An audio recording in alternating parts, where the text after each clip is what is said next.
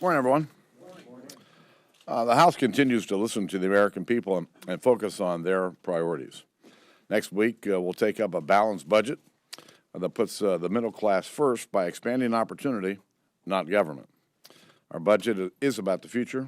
It addresses our spending problem and focuses on building an economy from the ground up. Completing work on the budget is always one of the toughest jobs we have all year. The Budget Committee has done good work today, and we expect the committee to approve its proposal. But there is overwhelming support in our conference for providing additional resources to protect our national security. In consultation with Chairman Price next week, the House will consider a rule that reflects those priorities. We have been and will continue to work with all of our members on this issue. Next, I'm encouraged by the progress our committees are making to permanently resolve the so-called doc fix. As you all know, we've had to patch these doctor payments 17 times over the last 11 years. I've been committed to finding a permanent solution to this problem. It's a chance to get rid of Washington's most infamous budget gimmicks.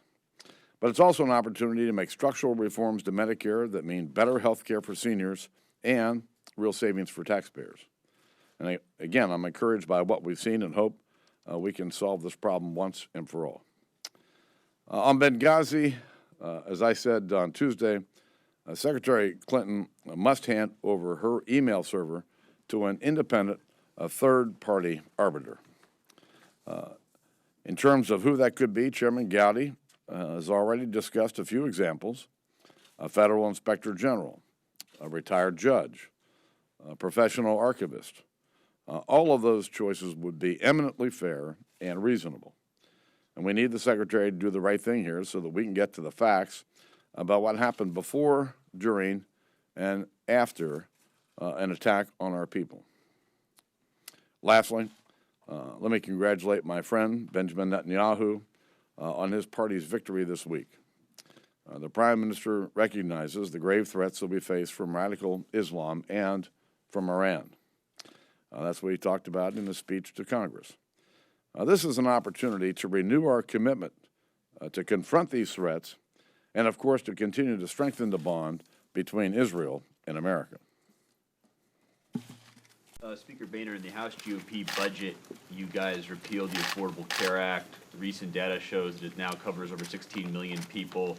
Uninsured rate has dropped the largest in 4 decades. Is there a Republican replacement for that? Our committees are continuing to work on that, and I'm sure we're going to see one soon. How soon? We'll see one soon. One to cover 16 million people? Mr. Speaker, in your comment here, you said that you expect the rule to reflect some of these priorities.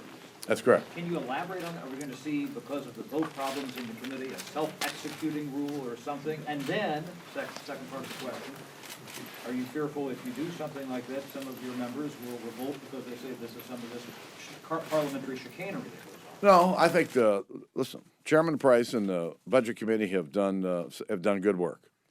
But in consultation with Mr. Price and the Budget Committee, we agreed this morning that the rule will reflect a higher overseas contingency account number to reflect the wishes of a large majority of our members. And you're not concerned that they're going to say, "Oh, here we go with this parliamentary trickery again"? No. We've walked everybody through it, and we think we're in a good place. On the Medicare reforms and the doc fix that you mentioned, you laid out why that's a priority for you. You've approached this issue differently than other big fiscal issues that have deadlines and cliffs that are worth a lot of money in the past. Can you explain why you've approached this differently, why you've dealt directly with Leader Pelosi on this, and why this is a different scenario? Well, if we go back to last year, we asked our committees to work on the policy for what a doctor payment schedule should look like. Both the Ways and Means Committee and the Energy and Commerce Committee in the House and their colleagues over in the Senate, frankly, came to an agreement on a new schedule for how we would pay doctors for Medicare. The agreement then was that the leadership would look to find appropriate offsets. And in conversations with my Democrat counterparts going back to mid-January, we began to discuss some of these structural reforms that have been on everyone's list for some time. And those conversations have been productive. They continue. I'm not going to say we've got it all resolved yet, but I'm optimistic that we will get it resolved. It's a different approach, a different strategy than you've used in the past. You haven't made this deal with your conference and then said take it or leave it to Democrats. You've done it the opposite way. Why have you done it differently this time? I just think that there was an opportunity that presented itself to work in a bipartisan way to find the appropriate offsets, spending offsets, and the door opened, and I decided to walk in it. As simple as that. Mr. Speaker, can we hear your personal thoughts about the resignation of Congressman Aaron Schock? And is there anything that you or your committee chairman can do to better ensure there are checks and balances in place when it comes to the spending of taxpayer dollars? Well, I have to say I was a bit stunned by the announcement. But I think I expect, and the American people expect, members of Congress to be held to the highest ethical standards.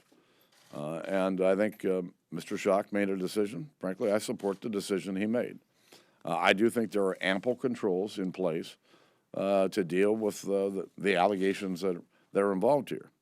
But understand something. If somebody's going to violate the rules, they're going to violate the rules. And in almost every case, sooner or later, catches up with you. Have you spoken to Schock? I have not. Mr. Speaker, in January of 2014, you first called on the president to give you some sort of AUM map. 13 months later, you sent it up.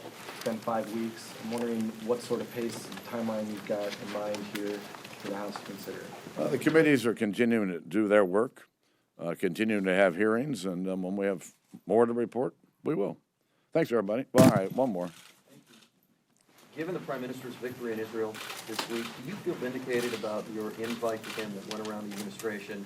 And secondly, what did you make of the administration's reaction to his victory? Well, I invited the Prime Minister of Israel to come because we have grave threats that face our nation. He, as Prime Minister of a small country in the Middle East, I thought was in a perfect position to help describe that threat to the American people and, for that matter, to the rest of the world. And so I'm happy he came. Yeah, I think he gave a forceful, very clear speech, and happy he came. What about the administration's sort of lukewarm reaction to his victory? Lukewarm?